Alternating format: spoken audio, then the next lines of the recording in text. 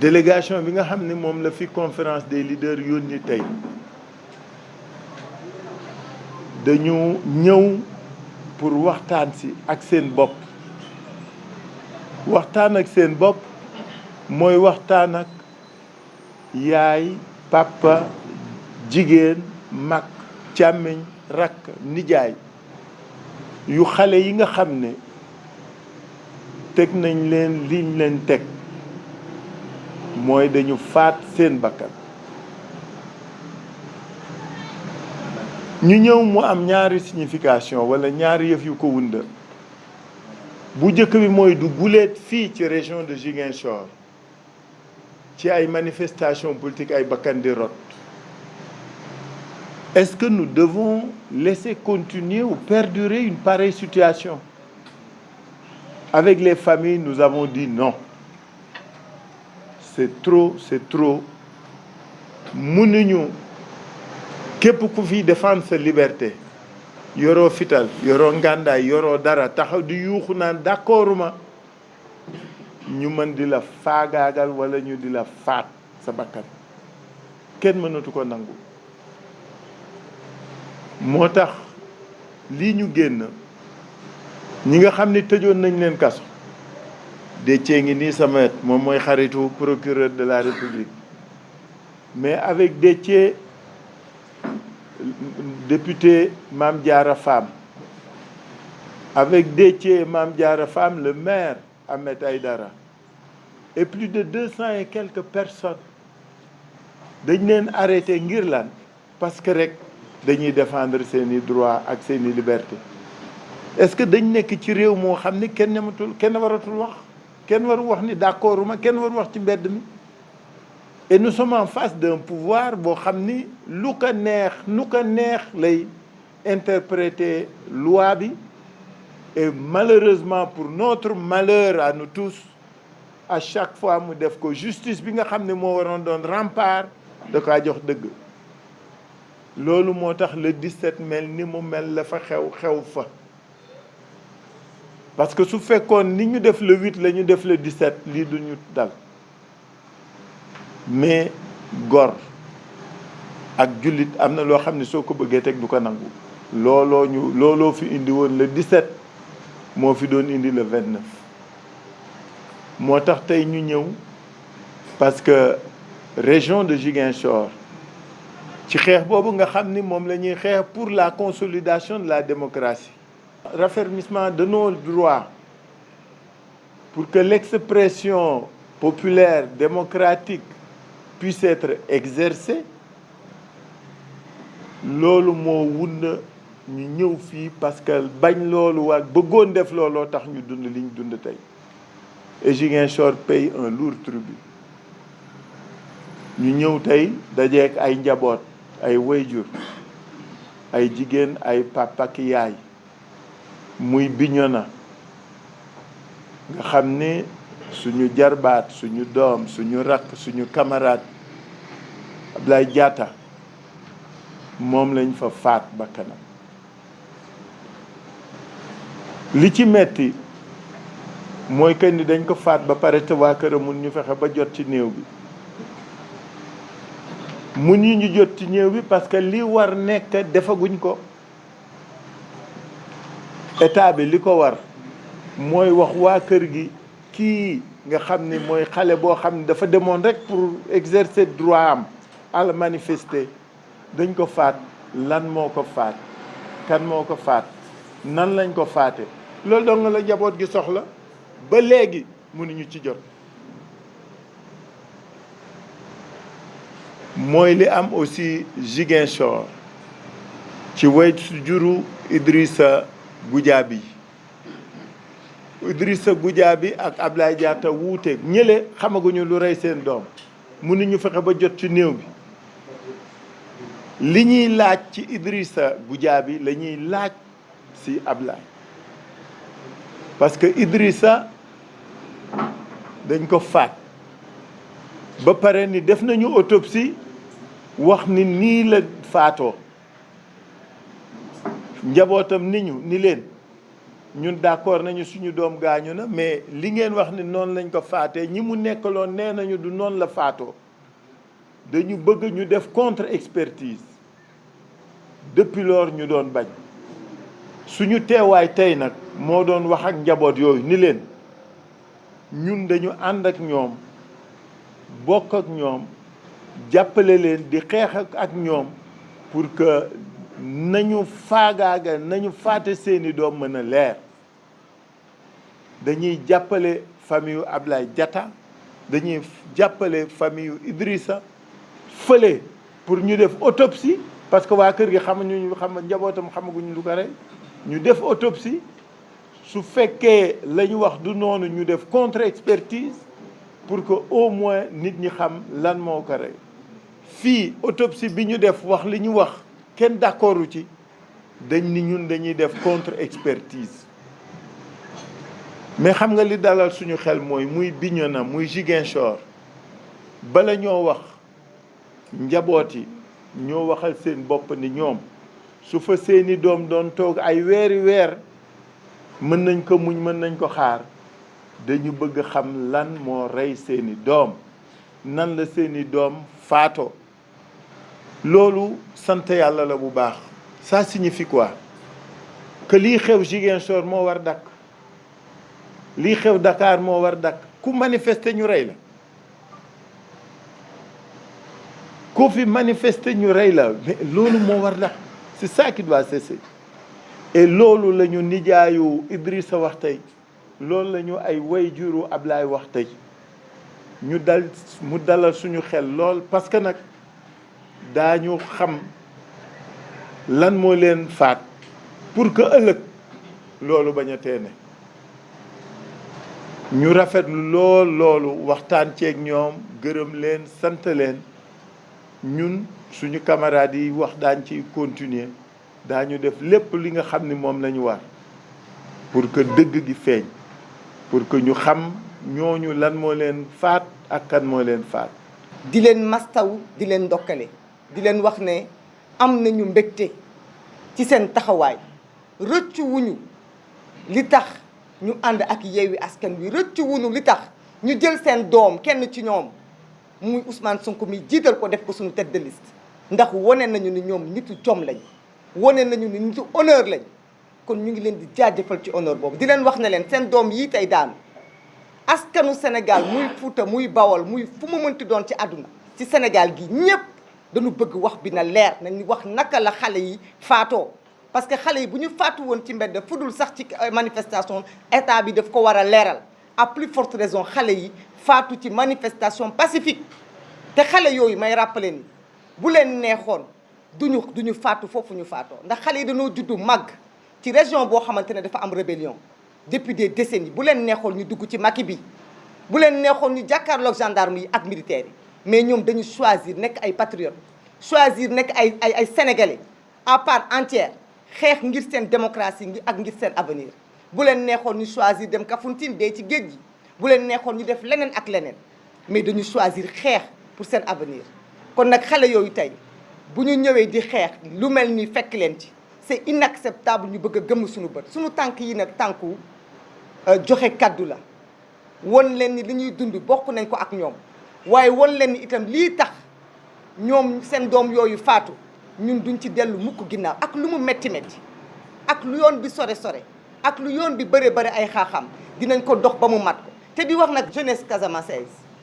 lii bu mu tax ngeen complexé gën leen ngeen taxaw gën leen ngeen siggi dëgg la naam depuis quelque temps état bi mu ngi def glissement gis nañ ko ci procès Déthié Fall ay nit ñu jàpp di leen wax naan leen naka nga sant loolu mësul am fii ci réew mi depuis président Macky Sall toog ay waxu waasoo ak leneen waaye dañu ne tey dañu gën a soxla l'unité de cette jeunesse patriotique casamançaise bu leen kenn boddi bu leen kenn complexé loo bu leen dara jaral ngeen renoncer à ce combat démocratique di dem def beneen combat parce que le Sénégal en vaut la peine et bientôt ce Sénégal sera entre nos mains entre vos mains et bientôt diggante Cap Skirring ba Ziguinchor diggante région Casamance bi yëpp dootu leen gis ay àll yoo xamante ne les fruits tombent par terre, pourrissent, mangés par des bêtes qui n'ont même plus faim tellement il y en a à manger. Inch'Allah, ce pays-là va redevenir le pays qu'il était avant. Le pays où aujourd'hui, quand on se trouve à Ziguinchor, on voit des Halpulaar comme moi, on voit des Sérères, on voit des Diola au niveau du Fouta. Ce pays, ce beau pays qui est le Sénégal, qui est une nation unie, nous nous battrons ensemble pour reconstruire ce pays-là. Restez debout, ne cédez pas, ne vous découragez pas.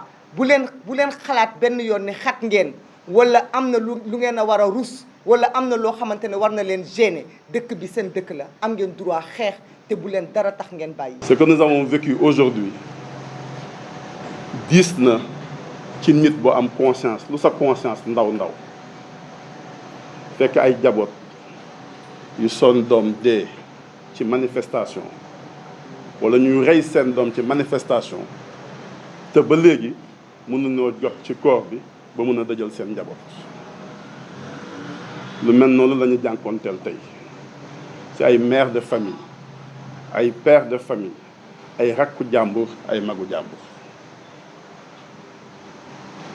ñëwuñu fi nag tey kese pour jaale ñëwu fi ñu fi tamit kese pour ñëw seet si ñi nga xam ne ñoom ñoo am ay gaañu gaañu ay blessures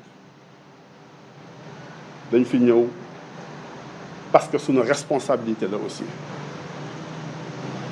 C'est une fierté lu ñu dégg ne responsable Ziguinchor yi taxawoon nañ ko famille ñi nga xam ne ñoo nekk en deuil ak ñi nga xam ne ñoo gaañu waaye jaadu woon na ñu nit ñu ñëw bokk ak ñoom xeex bi bokk ak ñoom dëj bi bokk ak ñoom mettit bi li bëgg a xew Sénégal nag dafa commencé bëgg a jéggi dayoo. mu bëgg a tàmbali rappeler des vérités très simples. Le 8 juin la ñu woote manifestation Sénégal ñu autoriser manifestation bi kenn deewu fa kenn gaañuwu fa yàquñu fa alalu kenn tamit jógewu fa ne man kat ba ma fa jógee lii dal na ma fa wala lii dalu ma fa. Le 17 juin ñu aw fa ñu awaatoon bindaat administration bi nekk dañoo bëgg a defaat manifestation pacifique fa ñu ko defee woon ñu aaye manifestation bi génn seeni policier génn seeni gendarme ñun kenn dégguñu ñu wax nit ñi ne booy dem yóbbul yàpp wala jëlal xeex wala defal dara dañ ne manifestation pacifique la ñu woote nit ñi daje fa. Résultat ñetti nit dee nañ ci kenn Dakar kenn Bignona kenn Ziguinchor am na ñu si am ay gaañu gaañu yu metti wan nañu si tey kenn ba ñu demee Bignona am nañu si seen alal yàqu. kon bu dee dañuy xalaat lii indi problème bi nekkul si manifestation ñuy tere la nekk nit ñi fii dañ ñaan mënuñu am manifestation parce que amuñu ay policiers yu doy. waaye mën nañu am ay policiers yu doy pour réprimer ak xeex xale yi ci mbedd bi bañ ñu aayee it mënoon nañoo jóg dem xeex ak ñoom ci mbedd bi dañoo dem saisir juge bi cour suprême ne ko kii kat daf ñoo aayee te yow kat décision ya ngay xàggee yànd yëpp da nga wax mas a wax ne lii préfet bi bind nii pour aayee ñu suñu manifestation yow juge bi da ngaa yàgg wax ne li muy wax ni tegu ci yoon nga yàgg kase décision préfet bi ñu ñëw bés boobu contre toute attente Cour suprême validé décision préfet. Conseil constitutionnel même chose bañ koy bind pour wax ne toujours ñun jàmm ñu tax ñuy jóg dañ kaa bind bañ koy bind kenn joxewul sa xalaat dañoo dem jël décision yi mu rendroon ñu génn la mu bindoon jox ko ne ko ah lii kat yaa ko waxoon te lii tey ñu ngi koy jalgati. Conseil constitutionnel dem ànd ak Macky Sall. lu fi xewaat ci ginnaaw gi dégg ngeen dem professeur Ibrahima Fall dégg ngeen maître Doudou Ndoye pour la première fois ngeen gisaat Sénégal. La deuxième fois d'ailleurs mu am 51 professeurs universitaires maanaam ñu jàngale yoon bindaat texte wax conseil constitutionnel la lii nga xañ ne yooyu waaskan ñu nekkuloo ci dëkk. C'est la deuxième fois que ça arrive dans notre République. Ça veut dire que nous avons un sérieux problème. Notre démocratie est en panne. C'est-à-dire que depuis Macky Sall ñëw fi ba léegi fukki at la fi def fukk at la fi defagul. Il a battu tous les records. le nombre de manifestants tués Macky Sall moo jël record bi. Le nombre d'étudiants tués ces manifestations Macky Sall moo jël record bi. Le nombre de maires arrêtés Macky Sall moo jël record bi. Le nombre de députés arrêtés au Sénégal Macky Sall moo jël record bi. Le nombre de députés arrêtés simultanément Macky Sall moo jël record bi. Je ne parle pas des bébés tués waxaguma wax bébé yi. Donc en réalité les choses les plus simples aujourd'hui au Sénégal mooy dee ak dem ci kaso bi. Aliou Guy Marius Sagna laa jël Guy Marius Sagna pour n'importe quoi on peut se lever et être en prison. C'est ça que le Cheikh Tidiane expliquait tout à l'heure. C'est-à-dire dañuy jàpp ay députés jàpp ay responsables politiques yóbbu ci biir kaso bi yóbbu leen téye leen fukki fan ak benn. Ce que vous ne savez pas c'est que le juge ne les a pas relaxés. Relax mooy amoon nga sax dossier ñu xool jàpp ne kat indiwuñu sax preuve yu doy pour def la mais le juge daf leen wax ne daf leen décharger ci inculpation c'est-à-dire waxuñu leen woon sax topp. C'est ça la décision qui a été prise par le juge. Pendant ce temps-là il y a des députés 3 députés 200 et quelques personnes ñu dem tëdd ci biir kaso bi pendant fukki at ak benn par la simple volonté de benn nit. C'est ça qu'on ne peut pas plus continuer à accepter dans ce pays-là. C'est-à-dire yow yaa am doole rek ku la neex nga jàpp def ci biir kaso bi pour n'importe quelle raison. C'est pour ça que la décision qui a été prise par Yewwi Askan Wi c'est d'engager des poursuites aussi contre les gens du régime. Tous ceux qui sont impliqués dans cette affaire-là seront poursuivis aussi bien au niveau des tribunaux nationaux qu'au niveau des tribunaux internationaux. Parce que ça suffit maintenant nag. On ne peut pas continuer quand même pour des choses yoo xamante ne il y a des choses yoo xamante ne aujourd'hui faites le tour du monde. Il y a que dans 2 pays du monde la am ay nit di manifester ñu leen di rey. C'est le Sénégal et c'est le régime militaire du Soudan. Il y a pas un autre pays. Comment on peut accepter ñun Sénégal ak notre trajectoire démocratique qu'on en a eu à un moment pour une simple liberté constitutionnelle ay xale di ci dee. On ne peut pas à la fois tuer les bébés de ce pays et décimer sa jeunesse. Bu yàggee notre pays là n'aura pas d'avenir. Il n'y aura pas de renouvellement de la génération. Donc loolu la ñuy dund aujourd'hui. Lu ñu daj tey bii bu ñu jiwee fii Casamance ñëw fekk xale yu jóg simplement pour manifester manifestation bu warul woon am ci démocratie constitution bi du ko prévoir loi du tëral naka la ñuy defee manifestation. Donc loo xamante ne constitution bi moo ko prévoir mais naka la nit mun a xalaate rey ay nit jël ay balu fetel di tirer ci ay nit ñuy dee xew na fi mars 14 personnes tey jii ñu am tey reyaat yeneen 3 personnes. bu ñu ko bàyyee nag mu jàll boo boobaa nag ëllëg bu ñuy laajte ñun aussi dinañoo demander suñu responsabilité devant l'histoire. C'est pour ça que nous avons l'obligation nous autres aussi de poser des actes forts yuy tax non seulement dootu fa amati on ne peut plus continuer à avoir ay xale yu dee Bignona di dee Ziguinchor di dee feneen ñun ñëpp ñu toog lem suñu ay loxo. C'est pour ça que tous ceux qui sont impliqués dans cette affaire-là feront l'objet de poursuites de la part de Yewwi Askan Wi. Nous devons ça à la jeunesse de notre pays. Nous devons ça aux familles défuntes. Nous devons ça à l'avenir de ce pays. Nous devons ça à tous les anciens qui ont construit la démocratie dans notre pays. C'est pour ça que nous ne ménagerons aucun effort. Aujourd'hui, nos avocats, ils y travaillent aussi bien pour les procédures nationales que pour les procédures à l'international. Parce que ça suffit. Macky Sall moomuñu bu mu ñëw di jël ci réew mi dañ ko jox réew bu tegu woon ci yoon bu jaadu ci yoon. ñuy am ay contradiction di daje place de l'Obélisque daje fenn di xeex ba ñëw ñu ñëw di fal ko lu ne xew na ci biir réew mi waaye jël fetel ci ay manifestation tiré ci kaw nit moo su fee am ci biir réew mi non seulement nga def ko mais ensuite on fait du banditisme d'État. C'est-à-dire vous venez à Ziguinchor ñëpp seede na kii dañ ko tiré bal ngeen ne noo tiré wuñ ko bal objet contendant la ñu gis maanaam daa mel dañ ko jam paaka d'accord waaye njaboot gi mu bokk mais la ñu dem xool seen doom seen néew ñu dem xool ko au moins ça ils ont le droit de le faire mais nga jël corps bi nëbb ko ne ñoom sax duñ si jot kon ñoom ñoo la si ëpp droit. Deuxième nga dem Bignona moom ñooñu gisuñu sax dara c'est-à-dire amul certificat de genre de mort amul expertise amul dara mënuñu accéder si seen corps na ku nekk si ñun homme politique responsable politique y compris Macky Sall na xalaat ne bu doon doomam la nan lay def. parce que continuer bàyyi nit njaboot lu mu metti jox leen seen doom bu dee rey nit rek ñoom yàgg nañoo rey nit y aura rien de nouveau sous le soleil mais au moins permettre à ces familles-là ñu gis seen koor doom yaay jooju ñu gis tey mu am ñu fi jooyloo day si suñu biir bëgguma tudd tur waaye ñëw toog nga ñëw jàkkaarloo yaay muy jot doomam la mënta gis doomam kese bu dee ci nit ñu ne ko dañoo rey sa doom munoo teg sa bët doom mun ñu la wax lan moo rey sa doom munoo dëj sa doom donc ñoom chaque jour dañuy xëy nekk si dëj tous les jours depuis boobu ba léegi ñu ngi si dëj tous les jours ñu ngi si dëj tout le monde sait quand même ce que représente faire le deuil de son enfant. Donc, c'est pour ça que j'ai l'habitude de dire, nous n'avons jamais eu une gouvernance aussi méchante et aussi cynique que sous Macky Sall. néeg bi dafa bëri soxor gi dafa bëri sa façon gérer moo tax nit boo bëggee jiite dof ba pare amuloo xel soxor ba pare amuloo xel tu ne peux que nous amener dans ce pays. On en est arrivé dans ce pays-là à des choses yoo xamante ne nit ñi jàpp nañu tey ne affaire bi nekkatul sax affaire adversaire kese si wàllu politique. nit ñi jàpp nañu maintenant c'est un combat parce que simplement Macky Sall dóorante bi ak defante lu métti yóbbu na ko foo xamante ne jeunes ñi jàpp nañu ne tey dafa jaay sa bakkan. Dans une démocratie on n'en est pas à ce niveau-là.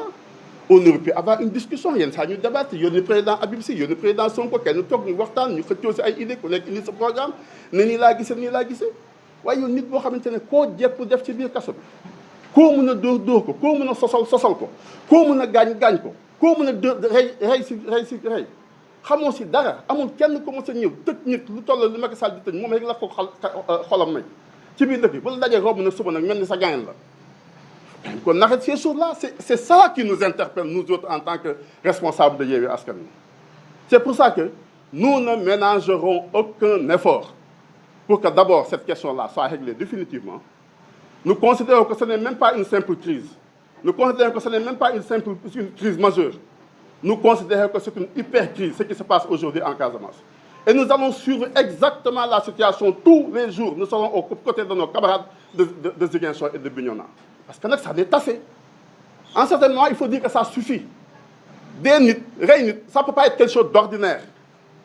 Maintenant, ça commence à devenir ordinaire parce qu'on est en train de compter les morts parmi les jeunes. On est en train de compter les bébés qui meurent dans ce pays-là. On n'a pas voulu construire une démocratie pour arriver à ce niveau-là.